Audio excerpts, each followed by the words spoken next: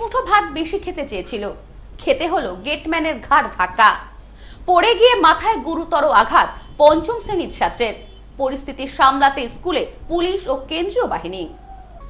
Mid day মিলের থালায় সামান্য একটুখানি বেশি ভাত চাওয়াই যেন কাল হলো পঞ্চম শ্রেণীর এক নিষ্পাপ পড়ুয়ার। আর তার জেরেই স্কুলের গেটম্যানের হাতে নির্মমভাবে মার খেতে হলো ওই শিশুকে। ঘটনাটি ঘটেছে নদিয়ার শান্তিপুর থানার অন্তর্গত কুতুবপুর জুনিয়র হাই স্কুলে। এই অমানবিক ঘটনাকে কেন্দ্র করে চরম উত্তেজনা ছড়িয়েছে গোটা এলাকায়। পরিস্থিতি নিয়ন্ত্রণে আনতে শেষমেশ ঘটনাস্থলে নামাতে হয় শান্তিপুর থানার বিশাল পুলিশ বাহিনী ও কেন্দ্রীয় বাহিনীকে। স্থানীয় ও স্কুল সূত্রে জানা গেছে, প্রতিদিনের মতোই ঘটনার দিন দুপুরে স্কুলে পড়ুয়াদের মিড ডে মিলের খাবার দেওয়া হচ্ছিল। অভিযোগ, কুতুবপুর জুনিয়র হাই স্কুলের পঞ্চম শ্রেণীর এক ছাত্র খাবার খাওয়ার সময় কর্তব্যরত গেটম্যানের কাছে তার এক মুঠো ভাত বেশি দেওয়ার জন্য অনুরোধ করে। ক্ষুধার্ত শিশুর এই সামান্য চাওয়াতেই আচমকায় ক্ষিপ্ত হয়ে ওঠেন ওই গেটম্যান। কিছু বুঝে ওঠার আগেই তিনি ওই ছাত্রটির মাথায় সজোরে একটি চড়ও মারেন।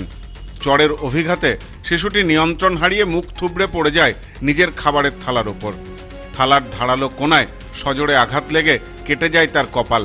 ফিনকি দিয়ে রক্ত বেরোতে দেখে স্কুলেই কান্নায় ভেঙে পড়ে আক্রান্ত পড়ুয়া।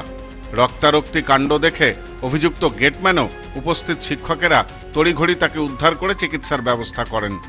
ঘটনার সত্যতা স্বীকার করে নিয়ে স্কুলের টিআইসি বলেন, আহত ছাত্রের চিকিৎসার ব্যবস্থা করা হয়েছে। তখন মিড ডে মিল খেতে দিয়েছিল, আমি অফিসে কাজ করছিলাম। আচ্ছা, ওই সময় আমাদের ডিপগুলো খেতে দিলে ও দেখভাল করে।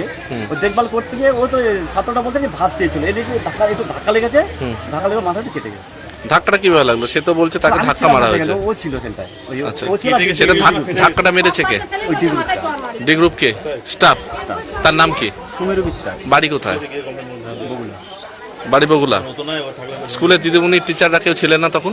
হ্যাঁ, আমরা খেতে বসে তখন আমরা অফিসে ছিলাম। আমরা হ্যাঁ, তখন তারা কিছু বলেননি? আমি আমাকে বলছে স্যার এই ভুলটা হয়ে গেছে, আমি তো ওকে ডেকে নিয়ে এসো। তারপর বললাম না, ওকে বাড়ি পাঠিয়ে দিয়েছি। ও আবার ওষুধ কিনে দিয়েছে ওকে। এই নির্মম অত্যাচারের খবর চাউর হতেই মুহূর্তের মধ্যে ক্ষোভে ফেটে পড়েন ছাত্রটির পরিবারের সদস্য ও স্থানীয় বাসিন্দারা। উত্তেজিত জনতা স্কুল চত্বরে জড়ো হয়ে তুমুল বিক্ষোভ দেখাতে শুরু করেন। অভিযুক্ত গেটম্যানের দৃষ্টান্তমূলক ও কঠোর শাস্তির দাবিতে সরব হন তারা।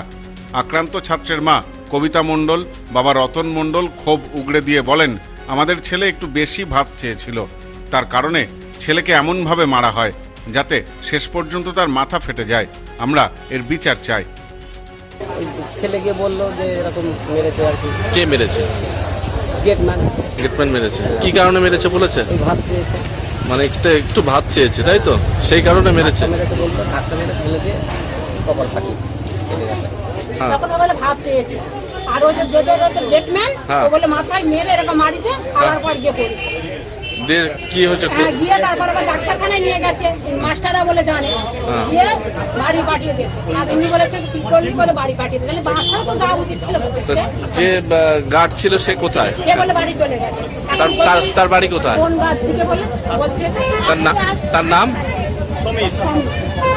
ঘটনাকে কেন্দ্র করে Sampriti guest house hotel and restaurant. সমস্ত আধুনিক সুবিধাযুক্ত AC double bedroom, standard double bedroom, twin bedroom, deluxe double bedroom. আমাদের হোটেলেই রয়েছে বাঙালির খাবার সহ মাল্টি কুইজিন রেস্টুরেন্ট। শহরের মধ্যে অথচ সম্পূর্ণ নিরাপদ পরিবেশে থাকা খাওয়ার একমাত্র ঠিকানা Sampriti guest house hotel and restaurant, Chakdah road, টবাজার, বনগাঁ। ফোন 03215257603।